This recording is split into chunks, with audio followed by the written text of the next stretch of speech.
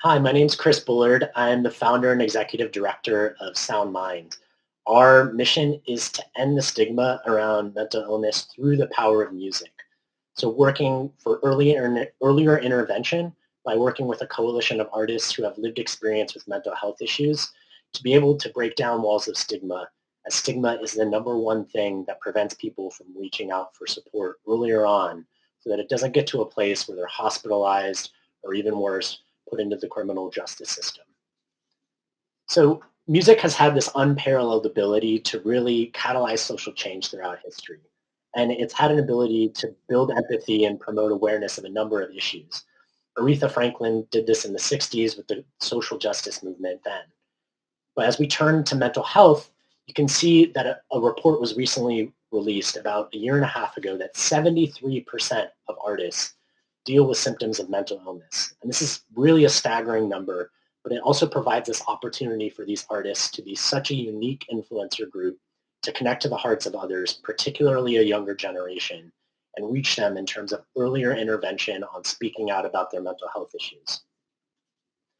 So we built Sound Mind on a model of research, really a bed of research that says the best method for stigma reduction is called contact-based solutions. That doesn't mean physical contact, but it means talking with people or hearing from people who have lived experiences themselves. And so what we started to do was do live events, concerts with artists speaking about their own lived experience with mental health issues and performing to their fans and a broader audience, and also convening leading mental health organizations who could actually provide direct services either at the event or afterwards. And this way we were meeting people where they were at, following their favorite music with this message of speak up about your mental health issues. And if you have a problem, there are places you can turn. The response surprised even us. We were written up in Billboard and Rolling Stone for having first of its kind mental health advocacy.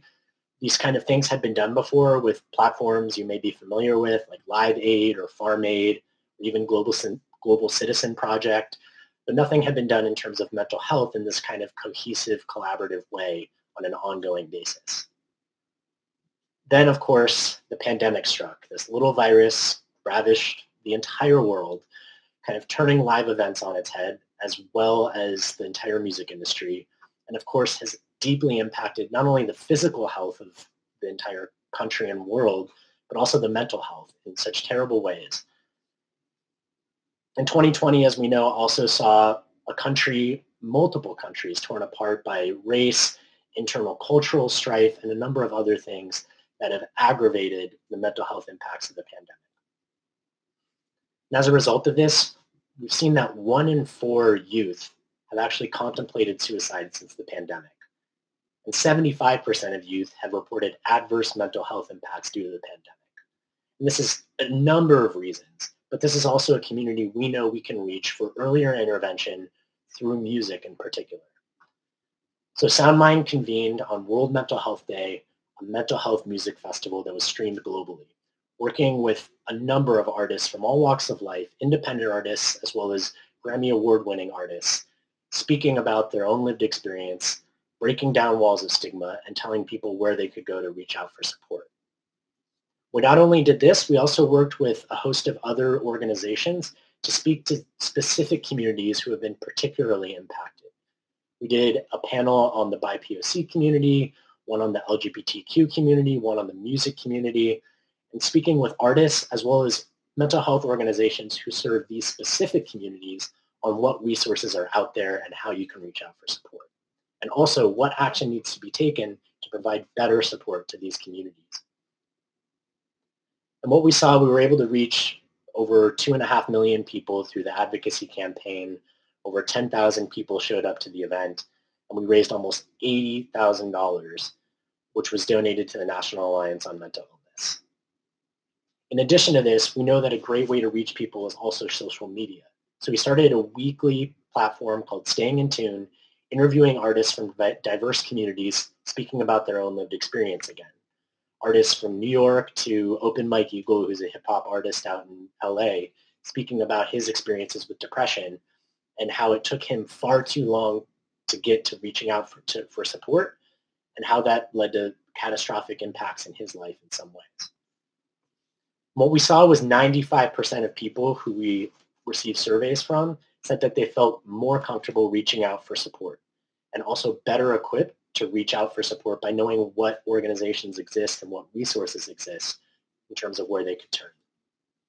So now looking forward, we're working with artist ambassadors on 3 pillars. One is on digital media through interviews and podcasts. One is in community engagement, working in their specific communities.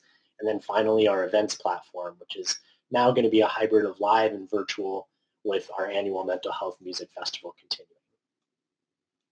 And so what we've seen is that music advocacy really creates this virtuous cycle that creates earlier intervention so people don't end up hospitalized or in the criminal justice system.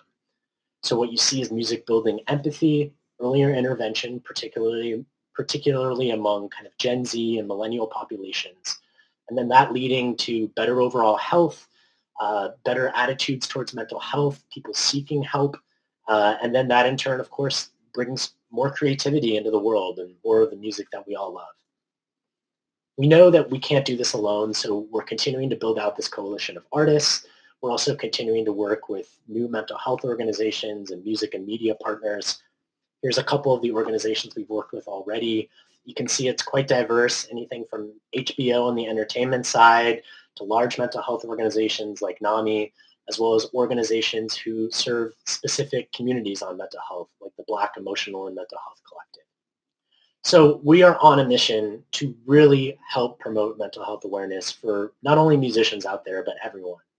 And as just kind of an example, this is an artist, Shamir, who identifies as a transgender artist, who, when Shamir had his first bipolar episode, he was manic and was questioned by police if he was on drugs, if he was selling drugs. And this kind of being arrested and police intervention, it's just the kind of reaction towards mental health issues that we need to put an end towards. And I myself, being an individual who actually also lives with bipolar disorder, I've faced these exact same things. And so we know that by working together, we can break down these walls of stigma and education at an earlier time through music. And we know that cultural influencers can really help shape a better world. And in the words of the great Sam Cooke, it's been a long time coming, but a change is going to come. And we know that music isn't the only vehicle for that, but that music can provide an amazing path. And by working with other leading mental health organizations who do provide direct services, we can all make a collective change on breaking down these barriers of stigma. So thank you so much for having Sound Mind as part of this event. Thank you for listening, and hope you enjoy yourselves.